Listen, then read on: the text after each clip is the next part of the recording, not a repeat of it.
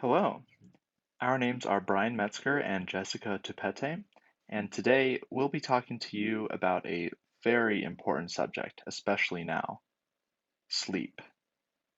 Sleep is an often overlooked yet very important factor in our lives, and today we're going to discuss four important topics related to sleep, including the basics of the sleep cycle, the danger of sleep debt, some common sleep disorders, and finally we'll go over some tips to help you get better sleep. And hopefully, by having a better understanding of sleep, you can lead a happier and healthier life. First, let's talk about the sleep cycle and how it works. The timing of everyone's sleep is controlled by homeostasis and circadian rhythms. The homeostatic rhythm is a drive for equilibrium, so it tries to balance out your awake and sleep time.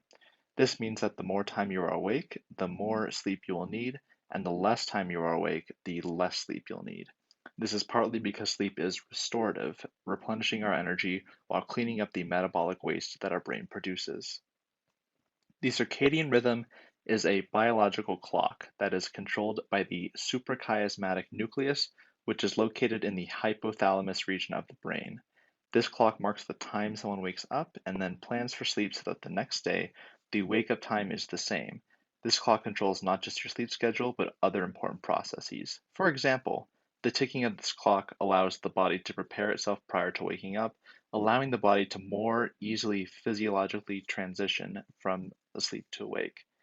Naturally, our circadian rhythm is longer than 24 hours, pushing our natural sleep time back more and more each night. Thus, if not controlled, people will go to sleep later and later each night, and this is one of the reasons why we find it easier to stay awake later than we otherwise would, yet harder to fall asleep earlier than we otherwise would. Next, let's talk about the importance of getting regular sleep. As we all know, drowsiness is red alert. Lack of sleep can often lead to inattentiveness, which can potentially lead to catastrophic consequences, including car crashes or industrial accidents. According to the National Highway Traffic Safety Administration, every year about 100,000 police reported crashes involve drowsy driving. These crashes result in more than 1,500 fatalities and 71,000 injuries. At work, highly sleepy workers are 70% more likely to be involved in accidents. Lack of sleep also causes decreased immune response, which makes people prone to illness. Self-reported short habitual sleep, roughly 5 hours, was associated with an increased risk for the development of pneumonia within the next 2 years, as well as a higher incidence of respiratory infections within the past month compared to those who got 7 to 8 hours of sleep. And it has been proven that those who have sleep disorders are prone to autoimmune diseases. On that note, let's talk about sleep disorders. Some of the most common sleep disorders include insomnia, sleep apnea, and narcolepsy. Insomnia is defined as difficulty falling asleep and waking up frequently without being able to go back to sleep. Insomnia is considered chronic if it happens at least 3 days a week for a month or longer. One of the ways to manage insomnia is to take medications.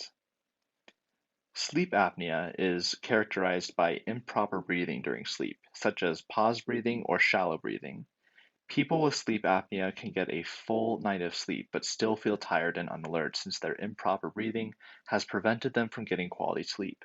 In some cases, sleep apnea can even cause death. One form of sleep apnea is obstructive sleep apnea, where the improper breathing is caused by a blockage of some kind. Snoring can be a sign of obstructive sleep apnea. Sometimes obstructive sleep apnea can occur when the roof of the mouth is not wide enough to hold the tongue, so when the mouth is closed during sleep, the tongue slides back and obstructs the airway. One treatment for this problem is a palate expander, which gradually widens the palate so that the tongue fits properly.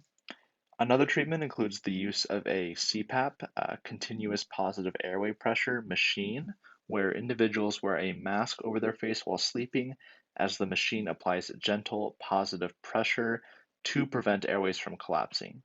Other treatments may include surgery, oral appliances, and more. Lastly, narcolepsy is different from both insomnia and sleep apnea in that it is a neurological disorder that causes uncontrollable sleepiness. Thus, patients often find themselves falling asleep at random times. People with narcolepsy go into REM sleep almost immediately in the sleep cycle and sometimes while they're awake. Unfortunately, there is no cure for narcolepsy, but there are some medications that can help manage the symptoms. Finally, now that we've shown that sleep is a crucial part of everyday life that can affect your health and well-being, let's discuss some tips for getting better sleep. First, reduce the amount of light you're exposed to before bed. Second, try to limit stimulating activities such as social media and TV shows before bedtime. One common misconception is that screen time can negatively impact sleep by itself, but this isn't always the case. Unless you have spent your entire day inside, the light from something like an e-reader shouldn't negatively impact your sleep as long as whatever you're reading is calming and not highly stimulating. Third and finally, maintain a regular sleep schedule and plan for 7 to 9 hours of sleep each and every night. Thank you all so much for watching, and we hope you all have a great night's sleep tonight.